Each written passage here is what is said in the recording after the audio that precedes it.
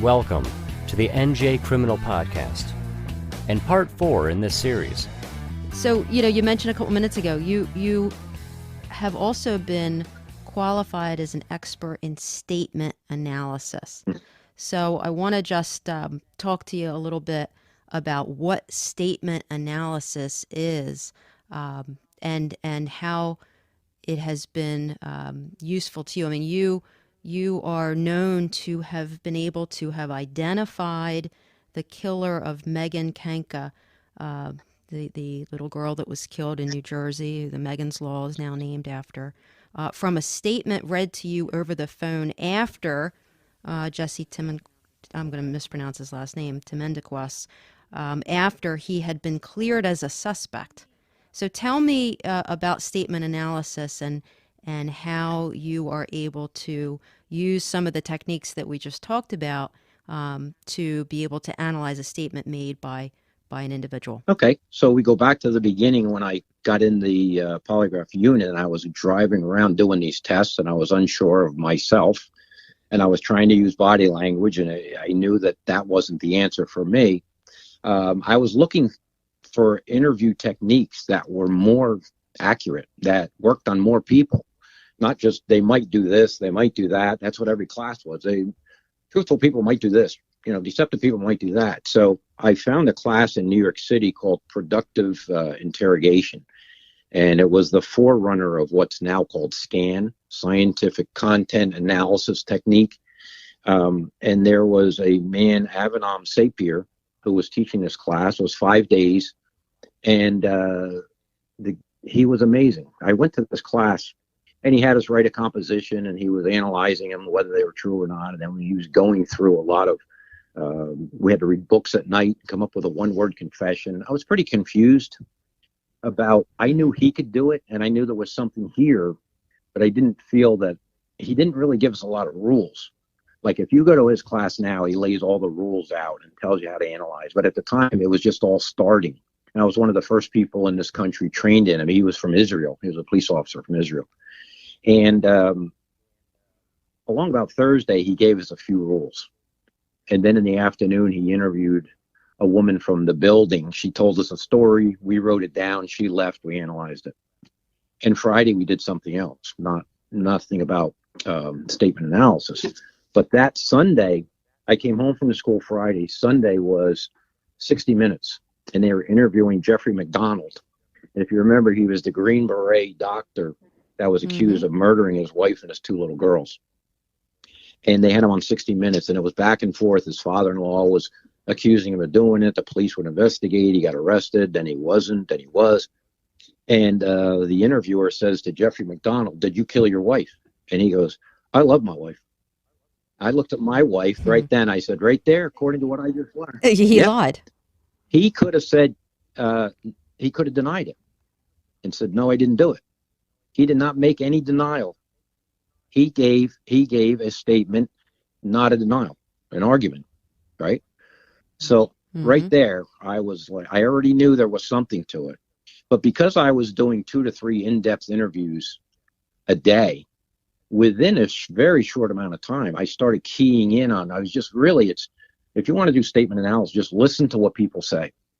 And what you're going to find is, and the trick is, most of the class you go to, they teach you to look for lies, because we don't want any liar to get biased. We want to catch him, right? But here, what you're going to find out is most people that are guilty or they're lying, they've done whatever it is, they actually don't lie. In a 2-hour interview with the person that committed the crime, you might hear 2 sentences that are actual lies. Everything else they tell you will be some form of the truth. So what you're going to listen for in your interviews is, what truth is this person able to tell me, and does that cover the crime?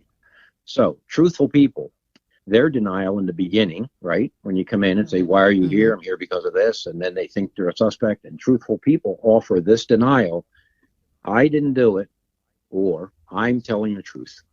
And they put their pronoun in the sentence, and they deny the crime like that. Now, you take a deceptive person.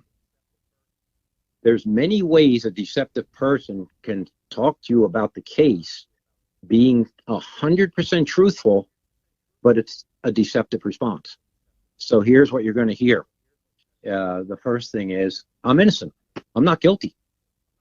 So you can truthfully look anybody in the eye and say you're innocent unless you've gone to court and have been convicted at a trial. You're always innocent and not guilty until you've gone to trial. So the wordplay. Right. And they're not thinking this is how I'm going to answer it. It's just what people do. Because it's hard. People want to tell the truth, I think, probably innately. It's hard for people to lie, believe it or not. And it does create stress inside their body. So what they do is they, without even realizing it, they give you a statement like that. I'm innocent. I'm not guilty. Those, to me, would be deceptive responses. How about this? I deny it. People are saying I did it. I'm denying it. Yeah, you're just denying it. That's all you're doing. You're denying it. It sounds good. It sounds powerful. He's not lying. He's telling the truth. Because he's denying it. This is one. And that lying by omission. Right. And so you're going to hear by their words. How about this one? I'm telling you I didn't do it. I'm saying I didn't do it. They're just saying it. They're just telling you. There's a big difference between I didn't do it. I'm telling you I didn't do it. Right? So wow, that's fascinating. It's unbelievable how accurate it is, because time after time, I just had a 2-hour interview this morning on a case, and I'm like, what did the person say, when he got accused of it? And it was all argument. So when you are conducting a statement analysis, it could be do you actually review like a recorded statement, or does it just depend? If they have it. Could it be something in writing? It could be something verbal? Either way. If they have anything, I request them to put it down on paper, because it's so hard to watch a video and you're paying attention to every word, and you have to stop it and back it up and get it to the right point. But if they put it down on paper and you can just analyze it on paper, it's a lot easier. So I always ask them. I get a lot of requests to analyze statements, even in cold cases. But what you're going to find in a cold case is, back in the 70s, 80s, 90s, detectives didn't record everything. Right. So when you're analyzing a written statement, you're hopefully looking at a transcription. Yes, their words. Got it. I can't do it if it's not their words. And back, I'll say in the old days when I was doing it, the reports would be, I interviewed so and so, and he basically said this. But you're not getting their words. You're getting the detective's summation of what transpired. So you can't use that at all. I get a lot of requests for, can you analyze this guy's statement from a cold case from 1980? And they send it to me, and you can't analyze any of it because they don't have his statement. They don't have his words there. Right. Right. So, the other thing is, when I'm getting ready to do a polygraph, I'll ask every person before the test, all right, you're being, this case is about this, right? A theft, a sexual assault, whatever. What questions do you want me to ask you on a test? So truthful people go right to the issue. Did I take that money? Did I take any of that money? Did I get any of the money later? Did I even know where the money was stored? Did I know anybody that did it? And they go right to 5-6 questions that directly impact the case. That's another sign of truthfulness. The people that are involved in the crime, when I ask them, what question should I ask in your test? Did I need money at that time? Do I have any extra money in my bank account anywhere? And they come up with 5 questions that have nothing to do with stealing the money. Right. So diverting.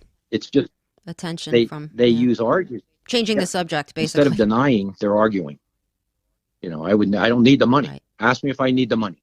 I don't need the money. So they bring up arguments instead of giving me denials or direct questions about the case. So, it's when you're doing the interview, the polygraph, for me, you'll get a sense during the interview of whether the person's being totally honest with you or not. And then you run your test and you're getting results, and I always hope that it all agrees. During that process. That it all agrees. Right. And if not, then you might want to talk to the person a little bit more, after, to see if you can, in your own mind, figure out why you're getting your feelings about the case from the interview were one way, but the test's coming out another way. You're not going to go against the test results, but you're going to try to figure out in your own mind, how come, I'm getting a different feel here. So a lot of times you add information to the case for the attorneys that are having their clients brought in, that maybe it's not the main allegation, but it's added information that helps. how did you identify Temendiquas? This is amazing. And I teach this in all my classes, and it's so easy to do. And so many people see it in class because there's several murders that I help to resolve, like this. It's just still intriguing to me and amazing. But what you do is, in this instance, you bring a person in. So Jesse Temendiquas was the last person that saw Megan Kanka on the street that night. She disappeared about 6 o'clock. And he was known to be out in his driveway working on his boat that night. So when the police came and canvassed the neighborhood, he said, yep, I saw her. And she walked past me. I said hello, and she went down to a neighbor's house. So, you're always going to look at the last person to see somebody and try to clear them out. So they brought him in, and they took a statement, which is what you want to do. And the statement is, tell me everything you did today from the time you got up until now. And he wrote that statement out. So they looked the statement over and they talked to him and they cleared him basically of suspicion, and they let him go home. They sent him home. Okay, thanks for coming in. We appreciate it. So a detective, Bob Hover from the State Police Missing Persons Unit, he was there assisting.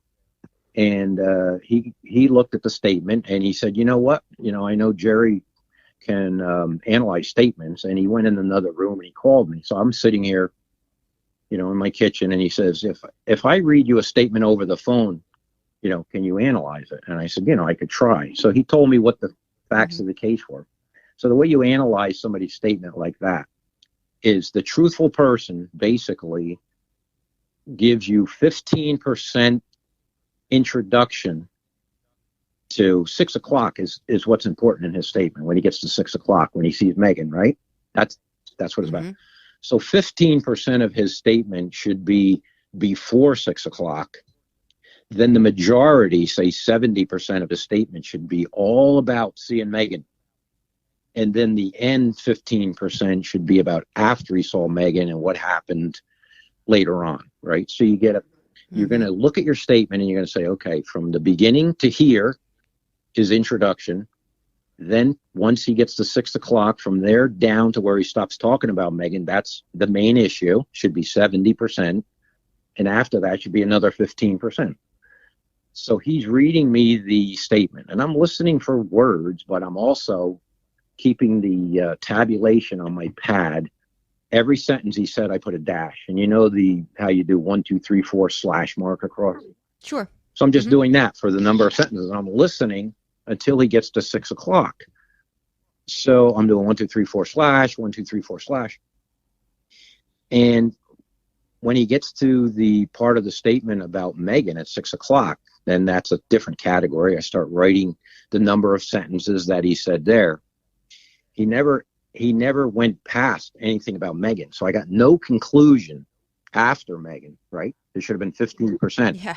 He ended talking about, and if you see the statement, it's got arrows, cross outs, things like that.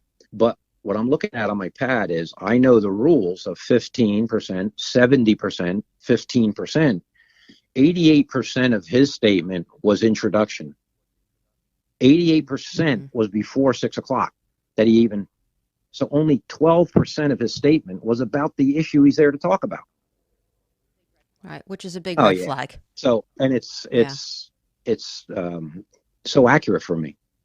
So there were a few things, that he said in the statement, a few words here and there that I also was able to pick up on, and the way he organized it. And he had a lot of cross outs, which generally, if you're telling the truth, your mind is always ahead of your hand when you're writing. You're thinking faster than you can write. But when all of a sudden you get to a point and you say, oh, I didn't want to say that word, and you cross it out and you change it to something else, that becomes a significant part of somebody's statement. What did they cross out and what did they change it to?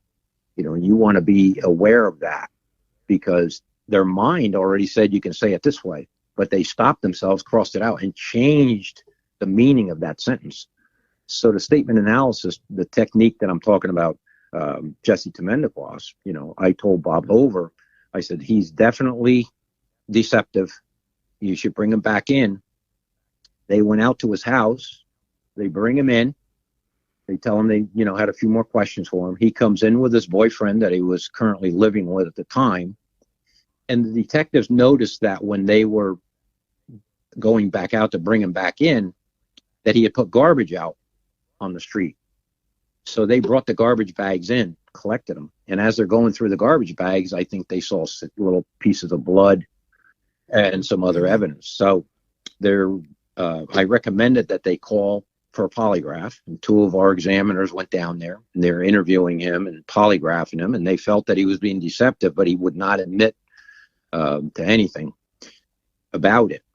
So they finally decided, let's just take a break. So when they opened the door, Jesse's boyfriend is in the hallway, and I read the court record on this. So this is what they testified to, that the boyfriend said, "Can I talk to Jesse while you guys were taking a break?" And they said yes. And he walked in front of the detectives and he said, "Jesse, they got you. I'll stand by you." And Jesse said, "Yeah, I did it."